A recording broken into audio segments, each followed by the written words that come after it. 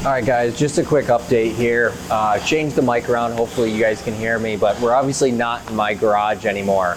So we're at my buddy's shop and a lot of stuff's gonna be done here. Nick is welding in the background, as you can see, but I'll take you through the shop and kind of show you what we've got going on here, and I'll give you an update on the bike just because there's a lot of stuff that's going on and I won't really have a video of what exactly we're doing. It's more of just an update. So let's get to it.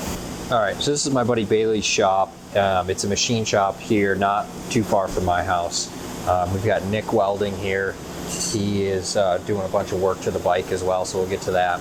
So Bailey's got a CNC machine, and we're actually going to be making the subframe on the bike in here, and there'll be a lot of other pieces that we'll make here. But to give you an update on the bike itself, so a couple things have happened since then. So first of all is we've got the headers have started to be made. So Nick back there, he's the one who is welding these. So to get these made, if you take a look down in here, there's a little piece. Let me see if I can zoom in. The flange itself is stainless steel, and it needed to be CNC machined, or actually on a lathe. Just that end piece needed to be made so that we could weld the rest of the pieces on there, and then the flange, the part that bolts up to it, I just had just purchased from Steel Moto, the same place that I got the suspension kit from. But so Nick got all this pipe from the Stainless Bros, and we've started making the headers. But right now we're kind of stopped going through because we're waiting to remanufacture or remake some foot peg mounts, because the exhaust that I have is going to weld up to that, or at least going to be hung from the foot peg mount, and that's all going to be changed. So right now, this is the header that we have. Now another thing you'll notice here is the tank. So I mentioned a while ago that I was going to do a Benelli Mojave tank or a KZ650 SR, and I actually was in the process of purchasing a KZ650 SR tank, but had some issues with it getting to me. I mean, it was in really, really rough shape. So I stumbled across one of these. I really, really like how it looks. And I ended up ordering this. So if you give me a second, I will take the tank off and show you what we did to the bike to make it work and what we did to the tank. All right, so the tank you can see here is actually fitting on here quite well from what we've done. You'll notice that it is a little bit long comparative to the stock tank. So let's take this guy off, and it just should slide right off. All right, so what we did to mount this is, you'll notice these rubber pieces are actually spaced out from the frame. So on the tank itself, they're actually a little bit wider where they mount. So I had a friend of mine turn up these aluminum bushings that I basically just pressed right in. And then we just modified the rubber, because this rubber is a little bit too big to go into the Royal Enfield tank. So we just cut it down, slice it down a little bit, and it fits in perfectly. So now over to the tank. So these pieces are basically what that rubber thing sits into. The problem is that they're obviously a little bit wider. So we had to do that. So it actually fits really well here. There's enough clearance on the forks. Now the only issue is back here. So this is what I believe is where the fuel pump goes, and this big flange is actually quite big. So I had to go through and cut it off just so it wouldn't hit on the bike. And it actually comes down and it would hit like right in here. And then this piece is going to be gone, but the back of the tank's actually going to be held up by some other pieces, which I'll show you in just a second. All right, so this is the subframe kind of design that I've been working on. And I can show you, I can throw in some images of this if you guys haven't seen it, if you don't follow me on Instagram.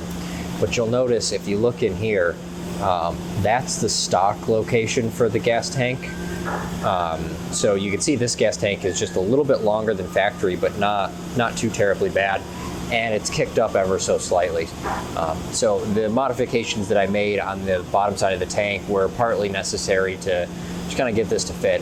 But what you can see, this is just some prototype pieces that I printed as a mount scenario. But so you can see this right here is 2 pieces.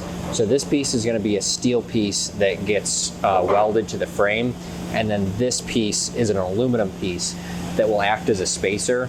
It also kind of holds up the rest of the subframe.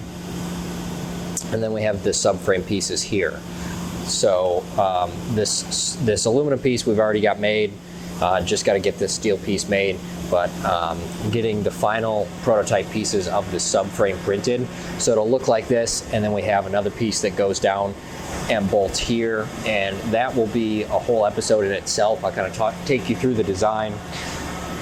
But you can see from the back side, it's got clearance for the stock tank, so there's not really much modification that has to happen there. It's got some 1/4-20 bolts in here that bolt it to the steel piece, and then it does have this little flange that you can see on the bottom that holds it, and then we'll have a 1/4-20 that holds it in place. For now, I just glued those pieces together so I could test the fitment and the look, and I actually do have my tough side seat. So let me grab that and I'll throw the seat on and kind of show you what it looks like. So this is what the bike looks like from afar with the tough side seat on it. So I did get the Yamaha style seat. This is in distressed brown. It does have the kick up in the back. So you can see this is, I've just set this down on the aluminum or the prototype subframe. So that's kind of how it's going to look. It'll sit up a little bit higher. Just so you can see the whole subframe, and then the kicked up piece I still have to work on.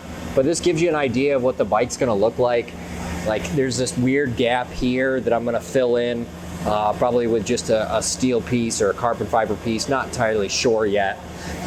And also I never mentioned it on the tank, but the tank is not going to stay like this. It's gonna be either painted or vinyl wrapped. I would love to hear what your guys' opinions are on that.